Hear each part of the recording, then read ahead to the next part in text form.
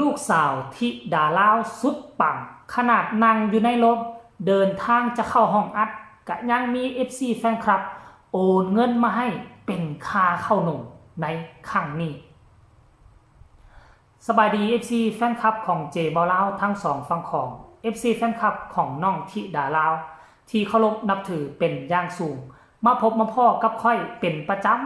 ำค่อยคำยำแรงจบคลิปนี้แล้วเจบอลาวกะจะไปเกลือเป็ดเกลือไก่ฮดพักฮดมีเกลือกบแล้วก็จะหอบเครื่องหอบของลงทงลงทาไปหาป่าอยู่ที่น้ำงึม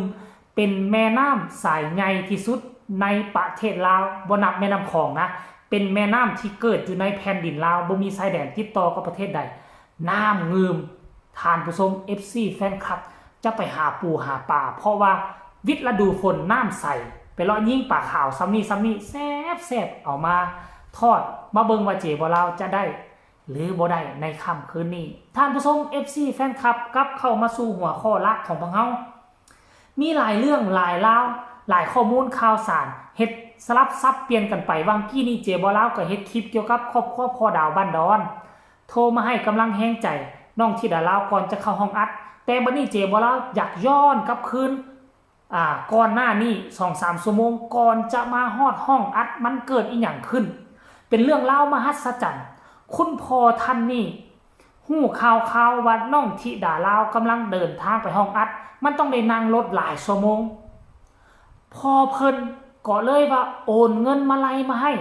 1,000 คะแนนเพื่อให้น้องธิดาลาวซื้อข้าวต้มข้าวนมซื้อของกินค่าเวลาในช่วงระยะที่นั่งรถไปแล้ว FC แฟนคลับฮู้บ่ FC คนนี้เพิ่นชื่อว่าจังไดเพิ่นอยู่จังหวัดใดของประเทศไทยเดี๋ยวมาฟังพร้อมกันพอผู้ศิวิไลได้โพสต์บอกว่าระหว่างการเดินทางไปห้องอัดคุณลุงอุตรดิตถ์แม่นบ่ชื่อของเพิ่นมันอุตรดิตถ์ว่ะน่าจะแม่นคุณลุงจากอุตรดิตถ์ความหมายน่าจะเป็นแนวนี้เนาะให้ค่าข้าวนมเข้าเซเว่นลิงน้อยถึงกับกระโดดดีใจกันเลยทีเดียวว่าซั่นเด้แถมบอกอีกว่าวันที่3พฤศจิกายนมาขึ้นเวทีสวรรณเขตได้ข่าวว่าแม่ฮักทางลาวทำมาลัยรอรับขวัญน้องธิดาลาวลูกสาว2ฝั่งโขงโอ้โหเงิน1,000 คะแนนนี่เป็นค่าขนมมื้อนี้มันได้จากคุณลุงอยู่ที่อุตรดิตถ์แต่ข่าวที่2แทรกซ้อนมากับโพสต์นี่นั่นก็คือวันที่3เดือนหน้าขึ้นคอนเสิร์ตอยู่สวรรณเขต FC แฟนคลับพอฮักแม่ฮักทำมาลัยไว้ตั้งแต่เดี๋ยวนี้รอท่าคล้องให้ลูกสาวธิดาลาวเป็นที่เงียบห้อยแล้วโอ้โหจะมหัศจรรย์ไปเทิงไสวะธิดาลาวไปพุ่นกินปลามาพี่กินซีนอยู่เมืองไทยก็ได้มาลัยเงินบาทอยู่เมืองลาวก็ได้มาลัยเงินกีบคนเมืองนอกเมืองนาก็โอนเป็นมาลัยเงินดอลลาร์มาให้จังมันโด่งแม่นดังเงินคำกำแก้วไหลมาเทมารายละเอียดให้ทุกคนไปส้มคลิปนี้สากลแล้วจึงมาพอกันในช่วงต่อไปไปส้มมาพร้อมกันเลยคือเด็กเขาเซเว่นใช่ปะนี่เงินเนาะผู้ใดเนาะโอนเงินมาให้นอนอยู่ในรถจะตื่นขึ้นมาก็มีเงินเขาเซเว่นแจ็คแล้วใครเอาเงินบางเงินโอ้ยก็ดีครับแท้เดี๋ยวดีกินน่ารักไม่ดีธรรมดาดิอันไหนอันนี้ดิอันขาวๆดิแค่อันเนี้ยวิโอ้ดังเดี๋ยวก็ดูหายเนาะไอ้ก็หายผู้บอกเลยเนาะได้หรือยังวีน่ะวีได้หรือยังเอาหรือยังเดี๋ยวหาเนี่ยมันมีอย่างที่อยากใหญ่เลยอย่าง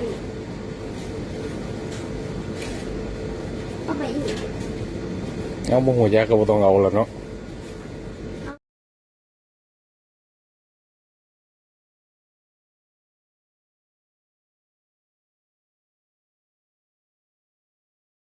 ถ้าว่าลงเซเว่นว่าหันเบิดจักบาทเนาะทะเลเกือบ1,300เกือบ1,300อ่ะจ้าไปซื้อหยังล่ะกันซื้อขนมซื้อผ้าห่ม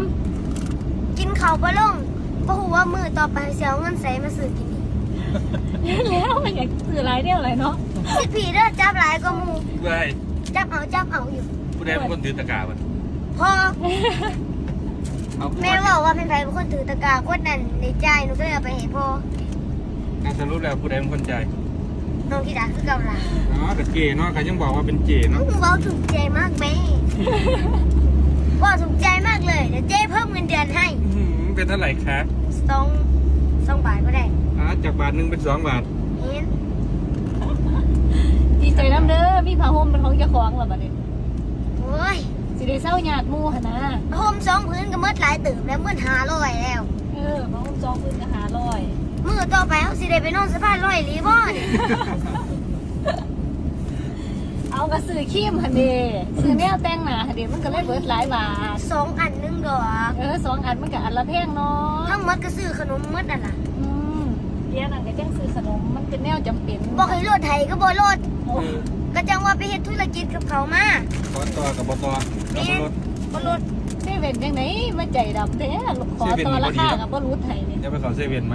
ซื้อหลายเซเว่นนี่บ่ได้ไปหารใหม่ก่อน งานไหมงานนี้ขอรถบ่ได้เนาะ ฮะ ร้านทั้งเซเว่นไหนมันสิรถได้เด้อ บ่ บ่มีดอกเซเว่นไหนเขาสิรถของให้ได้ เขาบ่ให้รถจักหัน เออ บ่ให้รถจักหัน ขนาดเจะของธุรกิจ อันนี้คือเรื่องราวความหักความแพงของพี่น้องฝั่งไทยแล้วก็พี่น้องฝั่งลาวที่พากันร่วมแห้งร่วมใจรวมมาเป็นหนึ่งเดียวเพื่อผลักดันสนับสนุนเด็กหญิงชื่อว่าน้องธิดาลาวให้ก้าวเข้าไปเป็นศิลปินหมอลำได้อย่างเต็มตัวปัจจุบันนี้ถามว่าน้องเป็นบ่แม่นน้องเป็นถามว่าโด่งดังบ่กะคันสิว่าโด่งดังมันก็บ่ถึงขั้นว่าโด่งดังเพื่อเอาคำว่ามีกระแสซะไปการที่มีกระแสนี่มันเป็นน้องของโด่งดังขั้นถ้าโด่งดังนี่มันต้องโด่งดังกว่านี้อันนี้ขั้นเริ่มต้นเขาเอิ้นว่ามีกระแสถ้ากระแสยังดังต่อเนื่องไปมันก็จะทะลุเข้าไปเอิ้นว่าโด่งดังก็ต้องขอบุญขอบคุณในนามที่เป็นคนลาวก็แสดงความดีอกดีใจแทนน้องธิดาลาวที่ทั้งคุณลุงอยู่ทั้งอุตรดิตถ์พี่น้องชาวไทยของพวกเฮาเนาะที่มีความเมตตาสงสารกรุณากับเด็กหญิงชาวลาวตาดำๆคนนี้เนาะบ่ว่าจะไปใส่มาใส่ก็มีคนซัพพอร์ตสนับสนุนน้องธิดาลาวกับครอบครัวพอภูศรีวิไล